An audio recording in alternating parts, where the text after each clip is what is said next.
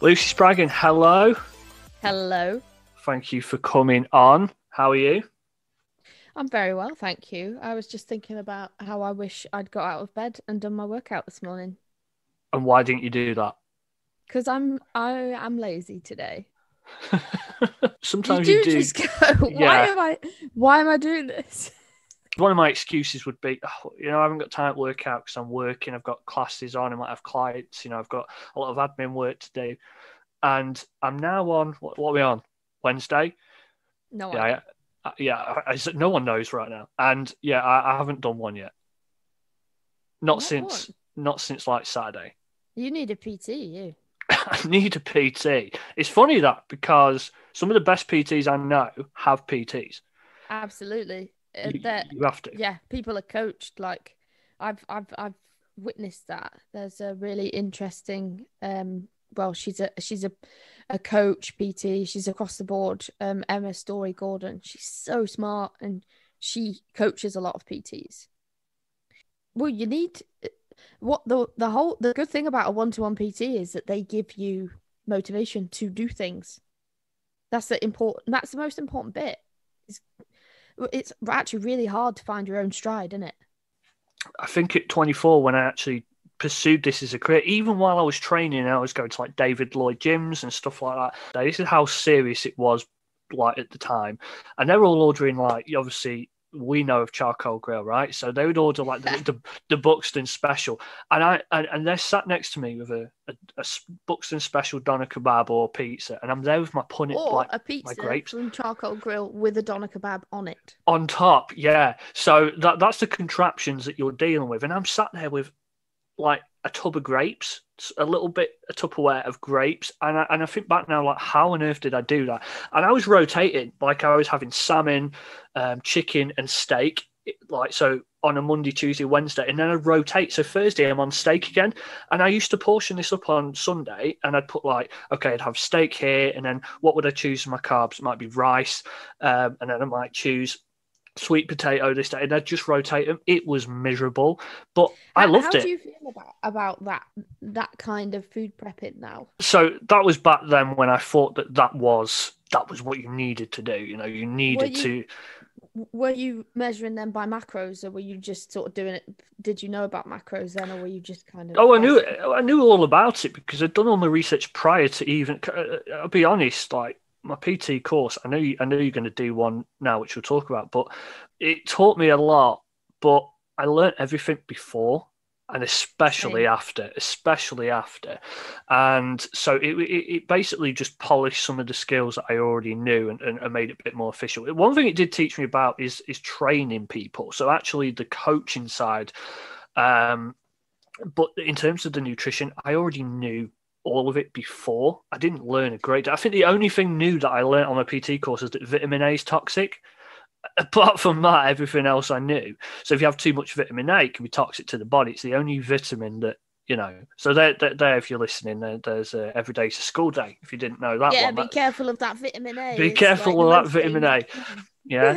Never mind But what COVID, vitamin what A. what what I was kind of trying to ask is that like I did a lot of prepping for a while, and I feel like prepping is a form of it's hard really because it depends how you prep. I got absolutely obsessed with it, and I can find a way to restrict myself via any means. So like when I was prepping, I would be so restrictive with what I ate. So like you said, doing the same thing over and over again, that it would get to the weekend and I'd be like, I'm having a Big Mac. The more you restrict, the more likely you are to absolutely fail. For anyone listening that is interested in sort of what my nutrition looks like, I have a balanced day. I try to eat as much protein as possible. When I'm tracking, it's slightly different, but like at the moment, I'm eating intuitively the right amount of protein. And it gets to a point where your body is like, oh, I feel like I need a bit of protein. It will start telling you eventually. And then once a day, I might, like yesterday, I had bloody banana chocolate cake for breakfast because I then said to myself, right, well, that's what I've had today. And then the rest of the day is going to be balanced and well thought out. So then today, I'm like, I bought some chocolate peanut butter hazelnut or whatever, hazelnut peanut butter. And I'm like, I'm going to eat some of that today, but I'm going to plan it. I mean, that would kill me because I'm allergic to nuts. Oh, so yeah, it would. As lovely as that sounds like death on a plate. But I just think, yeah, like what the funny thing about it all is that people think diets is about removing things from your diet, but it's not. It's about having the right amount. The problem with weight loss is people want to change what's on the surface. They want to change the immediate result that they can see, which is usually scale weight.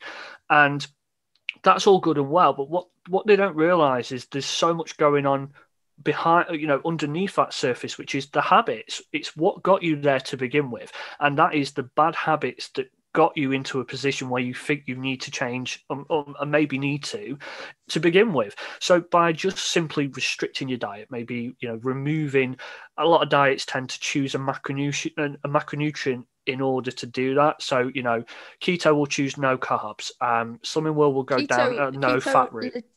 Legitimately nearly killed me, keto. You know how, me, I don't just do things ever in half measures. So I was eating, I think, 9 grams of carbs a day. I think I've been on it about a week, and I went out for drinks with my mum. This is when I used to drink, and so I was only drinking martinis and just like vodka based, and no carbs in them either, or very low. And in the middle of the night I woke up and was like, oh my god, what is happening? My mum came downstairs about 4 hours later and was like, I'm calling an ambulance. She just saw me and was like, I'm calling an ambulance. She saw me on the floor.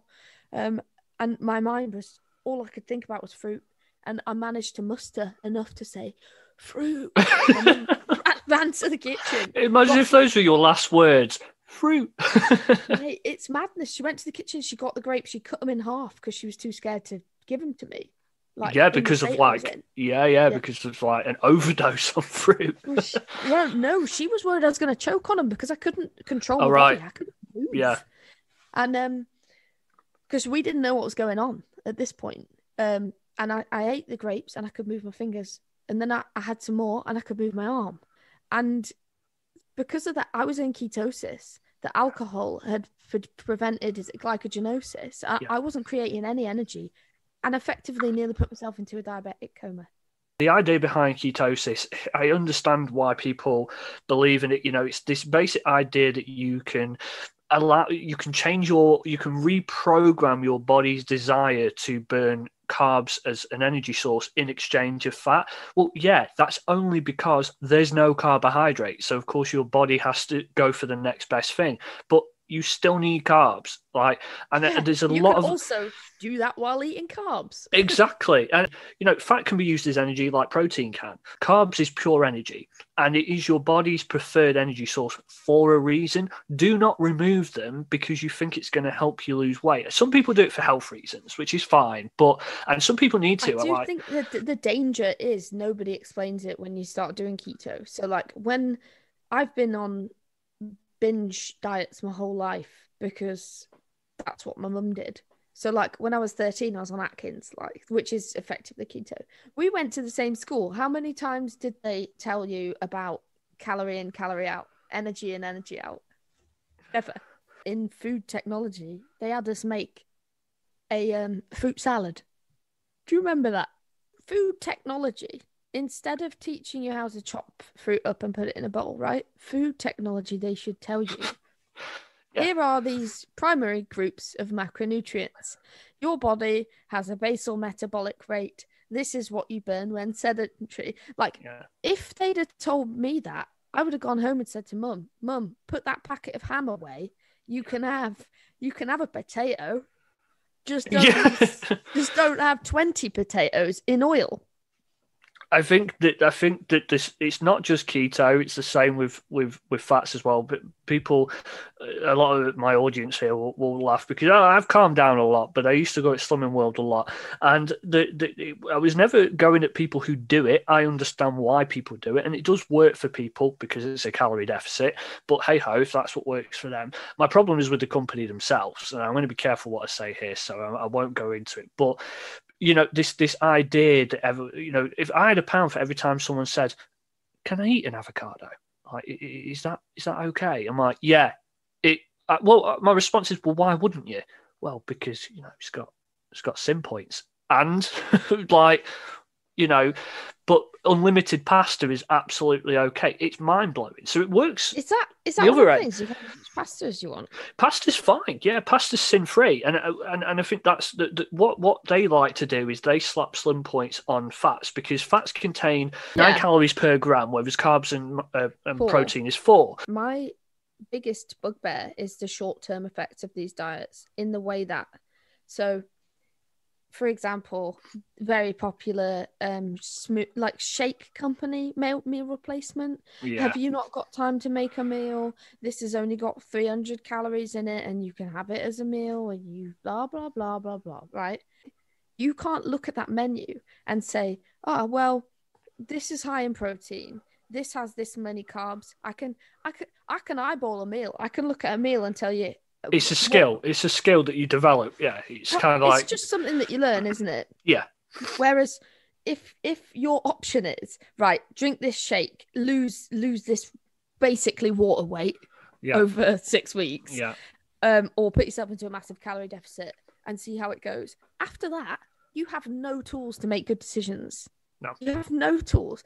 If you spend your whole time looking for a place to eat that does Slimming World meals, which, fine, that works short term. But what happens when you go to, I don't know, what happens when you go to? Well, when you eat out, you look at stuffing and think, oh, I don't know, is that made? Yeah, that's a good question. I don't know. I'll have to look that up. I don't know if stuffing actually is sin free. I imagine it's definitely, most certainly not. But I don't know. Maybe it falls under the pasta tree, and you can have as much stuffing as you want. In it. But the thing for me is that I look at things and think, I'll probably have a bit less of that, or I'll probably have a bit more meat. I'll probably have a bit more of this. Like condiments and stuff will really annoy me. If only everyone had that exact mentality that you just said right there. I might have a bit less of that. We wouldn't have any problems to begin with. Because people, and I think, like you said before, that's a skill that you develop. Not even as just a personal trainer, but if like you're training as an athlete stuff, you don't look at food as food anymore. It's kind of weird. You kind of I can look at food now when I see macros. I see how much fiber's in it. I can't help it. My mind is going. I'm seeing things. I'm thinking. But one thing I do know, and I think we all know, is that I know if something probably shouldn't go on my plate or not. You know what? It's fine if you think, well, because I don't think of foods as bad or whether I should have them or I shouldn't have them. I'll eat whatever I want. And if I think I'm going to eat that whole chocolate bar because that's going to make me feel nice, I'll do that. I don't care. It's just I'm not going to do it every single day. Have 3 hobnobs, don't have the entire pack of 11. I mean, I'd have to have. There's some I'd probably need to be put. Yeah, I'd probably need to be put in a straitjacket actually whilst eating them because that. I mean, but look at that, and I think snacking's the biggest problem that people have. People think it's their meals. Most of the time, you only metabolize a certain amount of the calories anyway at one time. So, to be honest, sweet corn. Yeah, it's the snacking in between. So I'll have people a lot of times say to me, "But I've done really well with my diet. I've been eating better meals and stuff. Great. What about your snacking? Well, I've been having a bit. I only have 3 beers at the end of the night. But that's what, like 600 calories nearly. Yeah. It's like, but that's all. That's a meal. That's equivalent to a meal. Or bringing up hobnobs because it's the only ones that I know the calories straight off the top of my head. So there's 90 calories per chocolate hobnob, right? And there's 11 in a pack. Not that I know. In a jumbo pack, there's about 15. So you do the maths. How easy is it to demolish an entire pack? That's like 900 calories. And high fat. I think there's about 4 or 5 grams of fat per biscuit. But you'd still be hungry after, and that's what's scary. You'd never do that on broccoli. You'd never have 900 calories of broccoli and be hungry after. You puke. Do you know what? Going back to Weight Watchers and all these diets, right? There's one fundamental short-term lifestyle change that is completely obliviously left apart from all of them, is exercise. Yeah. I just hate it because a diet, fine, a fad diet it's going to last you 6 weeks, right? And even I know somebody who's on Joe Wix's 90-day or whatever it is thing. Yeah. And I didn't know that was, they have low carb days and they have, they don't, it doesn't say macronutrients. It doesn't say Joe. calories. Oh, Joe. And I think he's amazing, but that Oh, diet plan, that is to me a total piss take. Why do that? Why undo all of that hard work by putting people on that? Yes, there's workouts included, but actually, if you just teach people that balance, it's then not a diet, it's a lifestyle change. Like somebody asked me the other day, oh, it's getting dark, so yeah, and I work a lot, so I have no time to exercise, and I'm like, 10-minute run in the morning, 10-minute run at night, or whatever, 15 minutes in the day, that you've done. It's less than 1% of your day. 35 minutes or 40 minutes or whatever. I'm obviously doing my burpee challenge, right? And when I first, it was a client of mine who brought it to my attention. I'm like, yeah, I like burpees. I'll smash that. 2,000 in 1 month, not a problem. It's like, yeah, but you're a PT, so you better do chest to floor, push-ups, everything. So I'm like, okay. And I'm like, yeah, no problem. I've only just got to 1,000 and I've realised, my God, and it's not because the burpees themselves are difficult. It's because you're doing them, like you just said, even though it's only short term, because burpees are so explosive and you're using, it's not just cardio, it's resistance training as well. Well, strength plus speed's power. It's a powerful exercise, throwing your body at stuff. So when you do that every day and you do like 50 to 100 a day, I'm like, oh my God, I'm dead. My body is suffering. If you didn't already know that I was a psychopath, I thoroughly enjoy burpees and I wear a weighted vest to do them. Fantastic. I mean, if you have lost a significant amount of weight and you're finding it harder to actually push your body, because that's something I've come across as my heart has become more effective and my body has become more effective, I find it harder to get to a point where I feel like, yeah, that was a badass workout. Just add weight to yourself. Get a weighted vest. You can get a lot out of the muscle, especially on the eccentric phase of a lift, by taking your time. Especially, so, doing a bicep curl. Yeah, I see people do all the time throwing dumbbells up, like swinging the back. I'm like, it's not the concentric part that's doing all the work. You may be flexed in that point. It's that eccentric portion. It's below, letting gravity, pull that weight back down. That's doing most of the work in that bicep. And I think one of the big things to do, especially if you're using weights, you can make the lightest weight in the world feel very heavy simply by changing the duration of the exercise, or even changing the technique. It's like pull-ups. You could do 3 very slow eccentric pull-ups with however quick you want to be, the concentric. And apparently the equivalent is like, if you do 3 very slow, it's like doing 10 very fast. So you were talking about exercise. Obviously, one thing that so you've been advertising a lot on your social media with the exercise. And my God, obviously, one thing I noticed was the calisthenics, and I'm very fascinated by that. Tell us, how on earth are you holding your body in those positions like that? That is amazing. What is your secret? With calisthenics, it's about practice. Last year, I couldn't do 1 pull-up. Yeah. And now I can, I don't know how many I can do, a lot.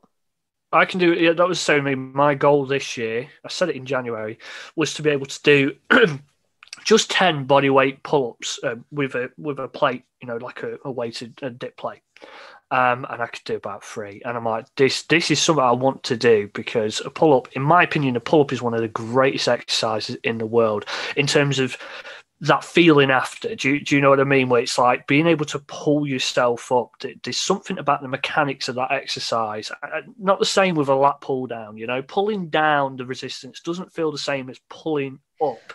It's primary instinct, and this is part of the training that I do, of my own training. And I train a lot. My training is to be the most efficient human being that I can be. So my training is, if I'm to stumble across a house that's on fire, right?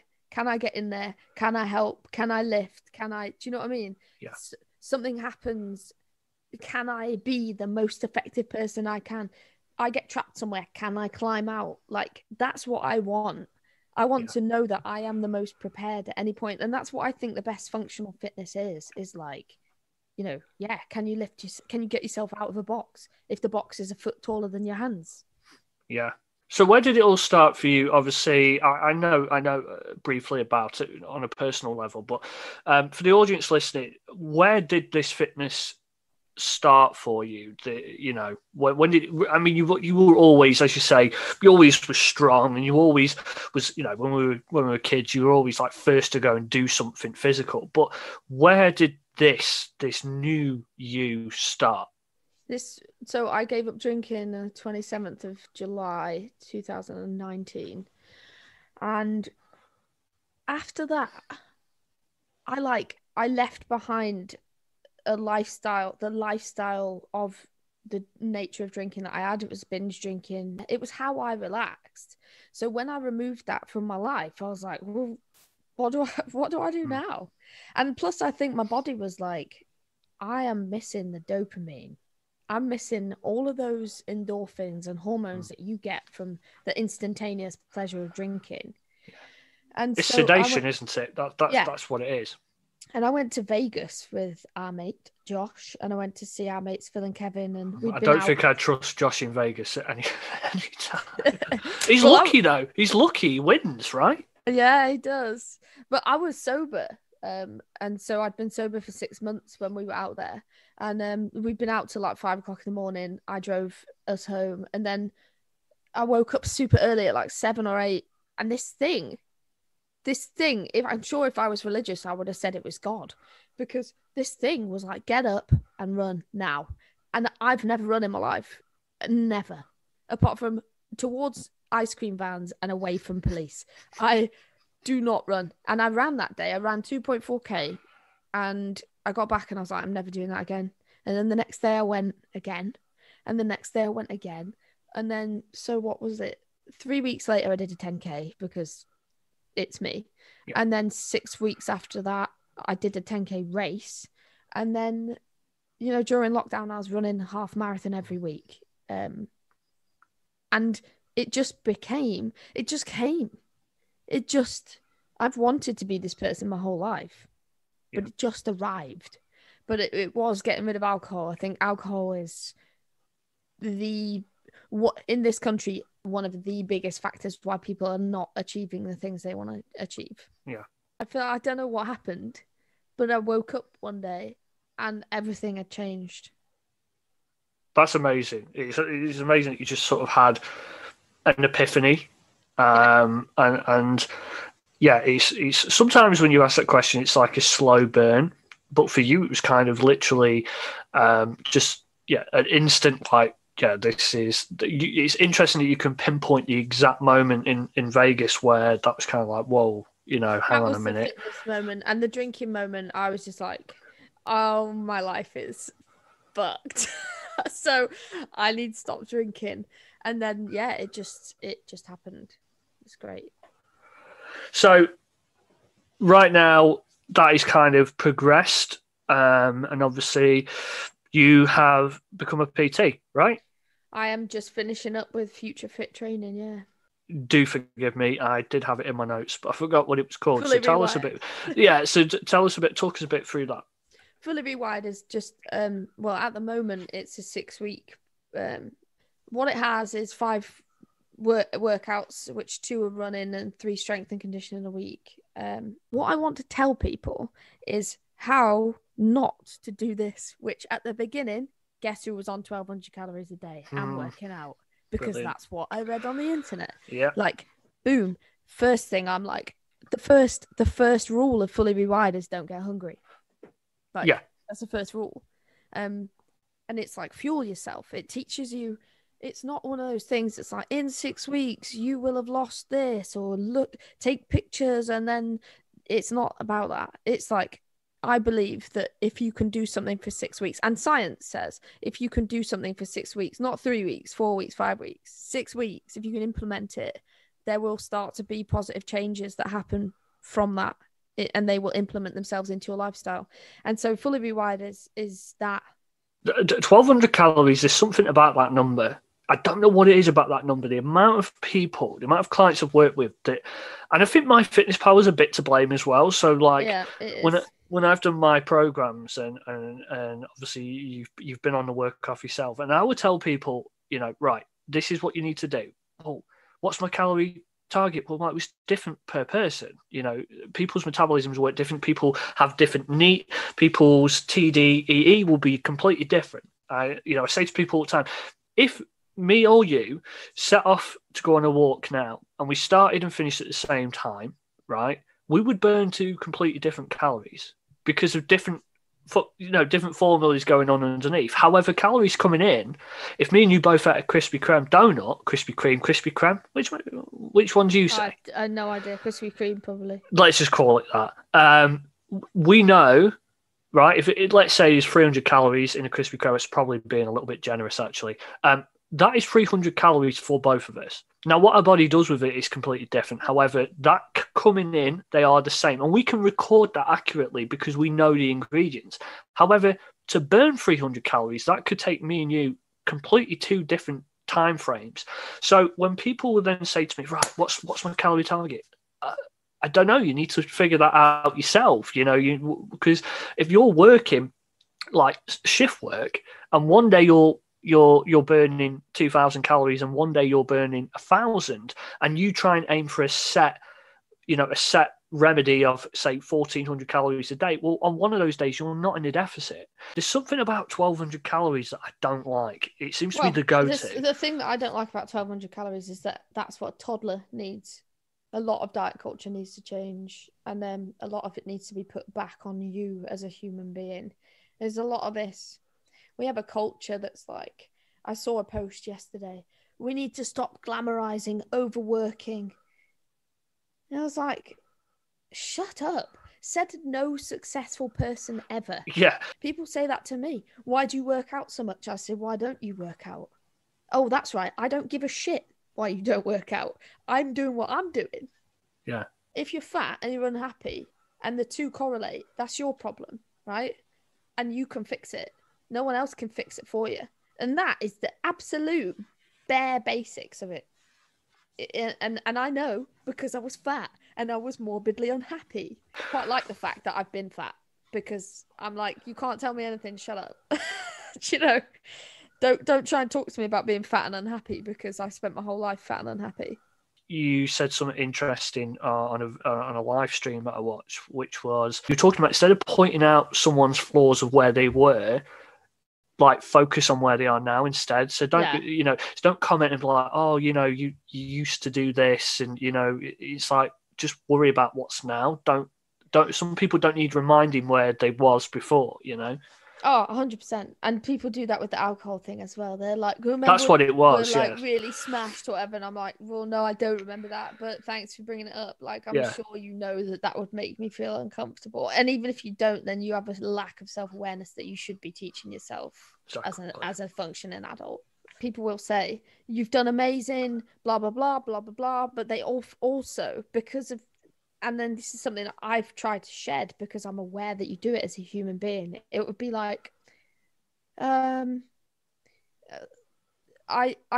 you've done so well, blah, blah, blah, but you used to do blah, blah, blah, but now you're great. It's like, I'm a big fan of you, but I really don't like, and I'm like, shut up with the but. Yeah. If you're about to say something, right, and you can't moderate that you're saying, it's a backhanded compliment. If you can't moderate what you say, you need to take a bit more time in constructing your sentences. Like, everything's done by social media. You've got enough time to write it down, have a look at it. Am I being a prick?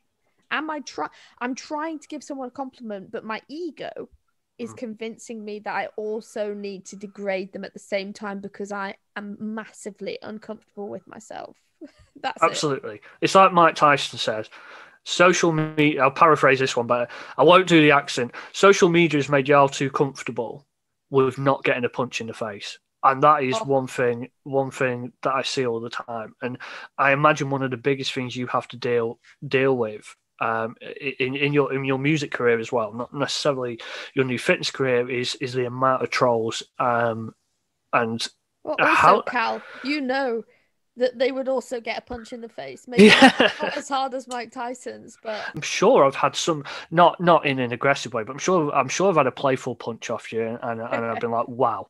I'm sure it felt like I was in the ring with Mike Tyson. Let's not ignore the elephant in the room. The pandemic and the arts industry has absolutely been devastated, and I've done it in my members group for my gym has obviously had to close again, but I've classed myself as very fortunate that people always want to be fit, and although I've took a hit as everyone has, it's also in some cases the fitness industry, it's shown that the fitness industry, despite everything in the world, will always continue. People are always going to want guidance and always going to want to get fit. So I class myself as very grateful and fortunate in that sense.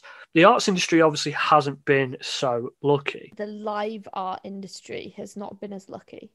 And this is something to consider when the government have not supported it. For 3 months, we were stuck in our home and all we were doing was watching Netflix, the arts, listening to music, the arts, reading books, the arts. And people see, they're like, well, live music, shows have stopped. Where, let's not forget, I employ 12 people alone on my tour bus, 13 including the driver, stage hands in a show. I employ a whole venue with security and staff on the night, and the government, we're not essential. Just retrain, mate. Oh, man. I mean, it's annoying that I have also retrained on the side. It's a side hustle, but it really... Yes, the industry is devastated. However, we're lucky too, in the sense that it will come back. Yeah. Because people do need art, they do need music, and they do need escapism, which is what fitness is too. That's why they need it, because it makes them happy. It all releases the same chemicals in the brain. It's that relaxation. It's that go-to, for that dopamine hit. And yes, the river is totally dry at the moment. And as you can imagine, live is my income. That's a year of income. Bam, done. And it won't come back. And Richie Sunak has given me a loan. Fantastic. Did you see, I don't know if you caught I caught it on Facebook, which was Goldie. Goldie did a parody video and he was like mopping the floor. You should go watch it. And he was like, I'm here because Ricky Sunak said I should retrain. So I'm not. And it was just priceless. And he was basically just a parody. And he was like, forget all the hard work, forget all the awards that I've won for my contribution. I'll just go retrain. He's an MBE, isn't he? Yeah, that's what he mentioned. And it's kind of like that is, it's very ignorant. We were the first people to be noted as completely insignificant, but like I say, the river's dry right now, but there's when the floodgates open back up, we're going to be swept away, because I don't really watch live music, because it's my job. I don't really go to festivals because I play them. The whole summer is spent doing that. All I want to do right now is go and watch live music, and that's not even something I normally do. Yeah. So I can't imagine how other people are feeling. Me and Emma was going to go to Creamfield, and every single year something's come up. And this was just another one. It's like, and she's 30, I'm nearly 30. She's never been to a festival ever. And obviously me and you've been to many. And yeah, it's kind of like, I want to go before we get a little bit older, and it won't be seen as cool to be at that kind of festival. But yeah, just any festival in general, it's just a shame that I warn you though, I went to Beat Herder like the year before last, and I was like the oldest. We were the oldest. Is that the one that we went to? Yes, it was. Because I keep saying to people, there was one festival we went to where like one of the stages was in the woods. Beat Herder. That's it. The best festival in the world. And they were going to do it. Remember, the people were releasing Chinese lanterns, and obviously it's in the middle of the woods. So all the security was coming over and going, "No, you cannot do that." And people are like, "Wait!" And you just had all these lanterns, and you're thinking at any point, there could be a real problem here. But you don't care. You're like, oh well. You don't care at the time. Yeah. So, all right. So that was the one. Shows how like getting old we are. I went with a group of mates, and this girl came over. We had a big cool box full of food because like nobody else was eating at that festival. And this girl came over and she's like, "Have you got a cracker?" And my mate went in the cool box and got out like some Jacob's crackers. And the girl just looked at her like she'd punched her in the face. She's like, "For balloons?" I love the idea that you probably give him one cracker as well. Like, here. I was like watching it as if to say, "What the hell are you doing? What are you looking for?" But yeah, I mean, just don't be. You're gonna be old there. Sorry. So obviously, I'm turning 30 in a couple of weeks, and hopefully by the time you turn 30 next year, you will have a better year than what we're currently in now. What are your plans for your big 3-0? Just embracing being alive. Like we're very lucky to, despite the stuff that's going on, we're all very lucky. And I'm in the process of downgrading everything in my life. So like getting rid of all the things that I don't need. So when I turn 30, you know, things are going to just be a lot nicer for me. I'm just in this process of completely reshuffling my life, and it feels very liberating. Yeah, I mean, we've always, since we were young, obviously, when we first read The Secret by Rhonda Byrne, and we've always sort of adopted that gratitude as something to practice frequently. You never, always be humble. Never get too ahead of yourself, and just stop and be grateful. And I think one thing this pandemic has done, like I said to you before about the fitness industry, rather than complaining about the situation, I'm just like, at least I'm here. At least I can go out and exercise whenever I want. I have that freedom to have, I can take up new skills, I'm still learning my guitar. It's like, use this time, just be grateful to be here. There's always someone that's in a worse position. And I think I feel the same. Like, I'm coming to 30, I'm like, yeah, it's like, well, 20s are done. So what? You do what you want. It's all about life insurance now, and as opposed to life insurance. And if I can get to bed in time to watch Ghost Adventures with Emma before I turn it in at a very late hour of 10 o'clock at night. Same here. Never past 10. I need that recovery. The recent song Sober, which is fantastic, and is that an upcoming album that's coming along to accompany that? Yeah, that's coming out in February. It was supposed to be October, but it's COVID. Yeah. I love that. That's a sentence now, isn't it? It's anything but COVID. I'm really looking forward to this record coming out. It's going to be a boost to my personal economy, obviously. And then I just want to be touring again. Yeah. We've got all kinds of plans in place, but we just have to see what happens. With this album, would you? Because obviously you must, you've been sober now for a while, and it's like, do you feel like your songs are different? Do you feel like the inspiration for your songs have changed massively? You're looking at life on a completely different spectrum now. It's totally different. I think it's the best album I've ever written. Like, better than or as good as my first record. And it's totally different. It's totally, because I've become more inward and introspective. Like, when I'm wrong about something, or I've been historically wrong about something, I'm like, oh my God, I have got that wrong. Yeah. And I accept that. Like, and that is kind of what this album is. It's very developmental. Everyone who's going to be listening to this is already going to know about that anyway. So if you don't know who Lucy Spraggan is, first of all, why not? And B, go and follow her. And go and listen to Sober. It's fun, absolute masterpiece. And I've known you for nearly 20 years, so I was there when you wrote your first masterpieces, and it was kind of like this is so you can tell there's something different in that song. Not obviously the song itself is emotional, but it's like you can just tell there's a difference, even though there's been so many powerful songs that I've known of you to do, but there's emotion, there's real gut in this song, real heart into it.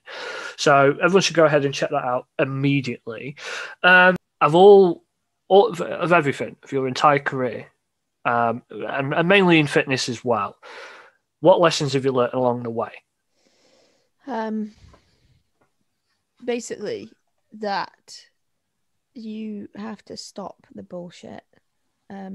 Just stop. And you will never get anywhere if the excuses that you make up aren't real and they're things that you know are not valid, that you're never going to get anywhere. And that doesn't mean weight loss. It doesn't mean muscle growth. It means like personal growth, and it means lifestyle change, and it means progression in your work. Making excuses that are not valid, but whatever you want, you can get it. You just have to work for it. When you say stuff like that, it almost comes across as, quite cliche or cheesy, but it is the truth. No matter how you look at it, that is the reality of what you need to do. 100%. So, what's new? What does 2021 look like for Lucy Spraggan? Well, I don't think anybody really knows the answer to that, do they? But fingers crossed, it's just more work, more opportunity, more travel, and more happiness. Kind of more on about like what have you got coming out, what dates of things. Nobody knows, do they? Like, I've got the album that's coming out on the 26th of Feb. Yeah. But like the tour is booked for April. There's one booked for bloody December. I've had Europe cancelled. I've seen that one, yeah. UK cancelled. So like when people ask me what the future holds, it's far easier to give you a metaphorical answer than it is to give you a precise dated one.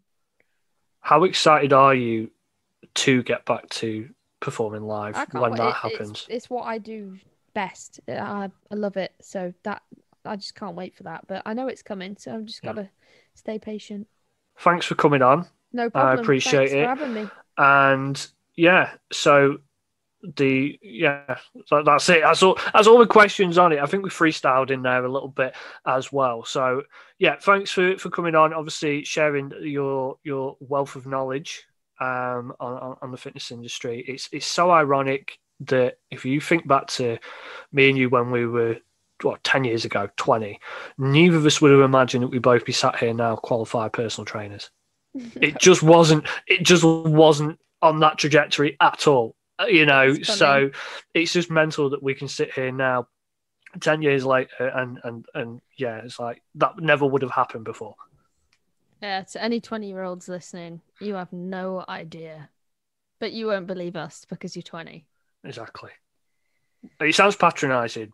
No, but it's true. Well, it is when you're 20. You're like, shut up, I know everything. When we was 20 and we had some 30-year-old come and say, "Oh, you don't have a clue," Just be like, "Shut up, I know." Like, shut up, mate. I know everything, so don't bother. Swigging on your two-ball. Shut up, mate. I've got life sorted. I've got life together. Well, thank you very much for having me, dude. And I'll have to catch up with you in person soon as well. 100%. Thank you. All right, thanks, buddy.